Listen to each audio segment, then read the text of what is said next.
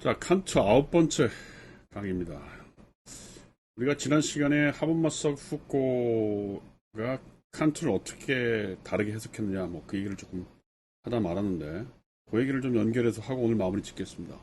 그러니까 기본적으로 하버마스는 칸트하고 유사하게 생각하는 거예요. 그러니까 하버마스가 생각하는 칸트의 계몽이라고 하는 거는 자기 주체, 그러니까 인식 주체를 근거해서, 그게 이제 자기 중거적이란 말이죠. 그걸 통해서 자신에게 어떤 유한성을 인식하고 그걸 통해서 자신의 자율적인 의지를 통해서 상대방에게 자신과 한계를 극복할 수 있는 어떤 근거를 같이 만들 수 있는 것. 소위 그래서 그걸 칸트에서는 지식의 어떤 중요성, 그 다음에 실천의 중요성을 얘기했다면 하버마스는 그거를 의사소통의 중요성, 이런 얘기를 하는 거죠. 그래서 하버마스한테는 본질주의, 인간의 본질 이런 것들이 굉장히 중요한 논의라는 겁니다. 이 책이 굉장히 복잡하고 여러 가지 얘기를 쓰고 있습니다만 기본적인 전제는 그거예요. 자, 그러면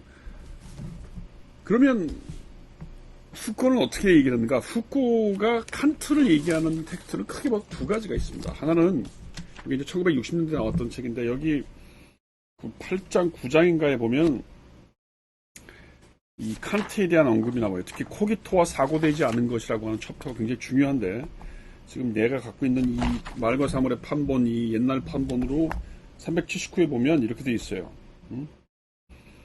칸트의 위치에 대한 사중의 전이가 이루어진다. 말하자면 이제는 진식이 아니라 존재가, 자연이 아니라 인간이, 오성의 가능성이 아니라 원초적 오해의 가능성이, 과학에 대립되는 철학 이론가들의 불가이한 성격이 아니라 인간 스스로를 인식할 수 없는 그 설명 불가능한 경험의 전 영역에 대한 명석한 철학적 인식이라의 회복이 문제가 된 것이다.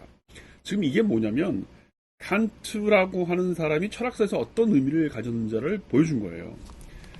말과 사물까지 제가 강의를 할 수는 없지만 모르겠어요. 나중에 후코 강의를 할 때 말과 사물을 잠깐 언급할 기회가 있을지 모르겠지만 이 책이 뭐냐면 고전주의 시대부터 17세기, 18세기, 19세기 이렇게 한 4단계 정도의 시대 구분을 통해서 지식의 어떤 패러다임이 어떻게 변해왔는지를 보여주는 거죠.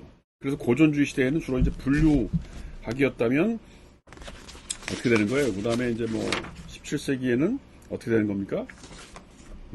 상징, 이렇게 변해하고, 그래서 이 인간이라고 하는 게 등장하면서 18세기 이후로 어떤 재현의 문제, 표상의 문제, 이런 게 중요해졌다. 그래서 이제 인간학에 대한 문제가 처음으로 나타났다. 그런 얘기를 하면서 칸트 철학의 중요성을 이때 강조한 거죠. 근데 이 책이 끝나고 한 이제 이 소위 1983년 정도 강의인데, 지금 이 뒤에 글이라고 하는 책은 이제 소위 이게 우리말로는 번역이 안 돼 있어요. 그런데 이제 이 책에 보면 1983년에 했던 강의 중에 뭡니까 계몽이란 무엇인가 게스클레 루미에르라고 하는 게 있어요. 1984년에 이 책이 나온 게 게스클레 루미에르라고 하는 게 영어로 What is Enlightenment? 이 계몽이란 무엇인가? 요게 이제 라비나우가 편집했던 후코 리더라고 하는 영어 책에 요 영어 판본이 들어가 있는 거죠. 요 영어 판본이 얼마 많지는 않은데 그래도 이제 이게 오리지널 원본이에요. 지금 뒤에 글은 어디냐면 페이지 수로 562페이지부터 한 578페이지까지가 이제 그거고 뒤에 글이 4권에 지금 여기 또 나와 있는 건 뭐냐면 인터뷰한 거예요. 콜레드 프랑스에서 인터뷰한 건데 보통은 이게 많이 이제 이 두 논문이 많이 인용이 돼요. 아까 영어 논문은 자기가 쓰신 거고 후코가 이거는 이제 말한 거고. 그다음 비탄 시기에 이 비판이란 무엇인가 하고 자기 수양이라는 거 이것도 이제 강연욕인데 요 네 가지의 논문이 다시 말해서 게스클라 리메라고 하는 필사 원고하고 그다음에 강연한 거하고 그게 84년 84년이고 그다음에 하나는 프랑스의 소르본에서 강연했던 비판이란 무엇인가, 그 다음에 비슷한 시기에 버클리에서 했던 자기 수양이란 무엇인가, 요 네 가지 논문이 후코가 후기에 죽기 직전에 칸트를 언급하는 대단히 중요한 논문이에요. 그런데 중요한 건 아까 얘기했지만 게스클라 리미에라고 하는 영어 논문인데 그게 우리말로 번역이 안 돼 있어요. 그래서 요 오생근 선생님이 썼던 이 책의 2장에 보면 2장하고 7장인가요? 이게를 보면 굉장히 자세하게 6장이네요. 2장하고 6장에서 그 미셸 푸코가 얘기했던 그 불어 논문을 길게 인용하면서 중요한 부분들을 잘 언급을 하고 있어요. 그래서 뭐 이게 우리가 이렇게 전문적으로 보려면 뭐 원문도 보고 그래야겠지만 뭐 이 인트로덕션에 해당되는 이런 강의에서는 조금 그 이렇게 입문서 같은 거 이미 연구해 놓은 걸 좀 보는 것도 괜찮아요.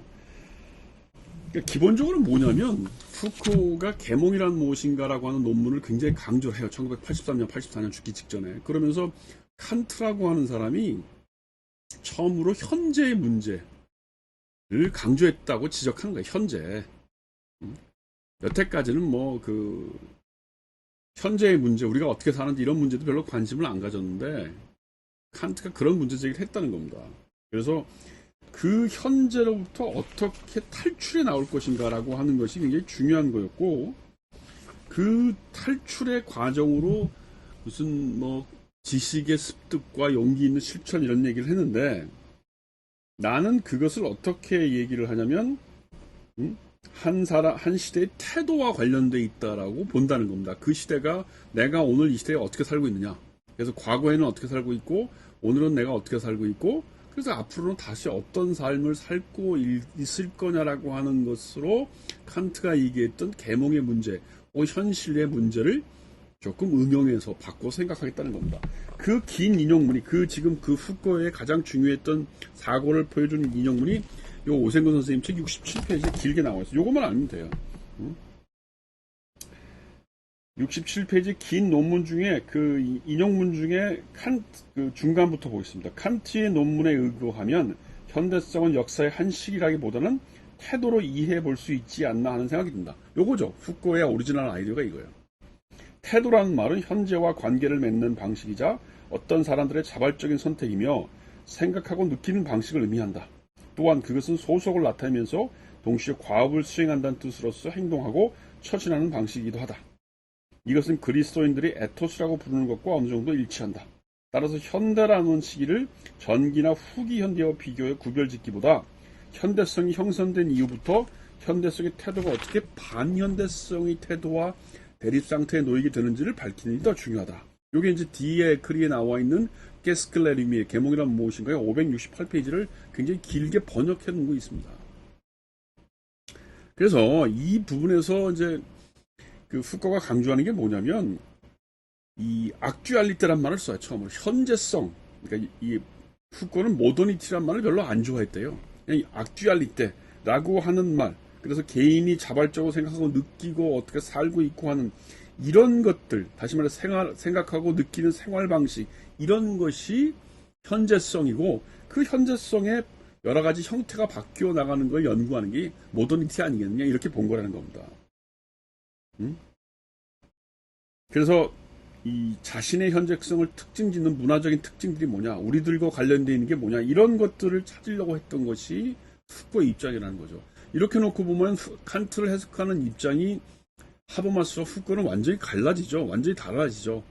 하버마스에게는 그것이 자기 개인의 어떤 자기 중거적인 틀 속에서 내가 보편적인 이성을 통해서 어떻게 의사소통을 할 수 있는가를 다른 사람과 관계 짓는 것. 그래서 이제 소통 행위의 어떤 중거점을 찾는 거라고 한다면, 푸코한테는 생각하는 방식, 생활의 태도, 느끼는 방식, 이렇게 삶의 전체의 영역이 어떻게 바뀌느냐, 그걸 본다는 겁니다. 사실은 좀 말장난 같긴 한데,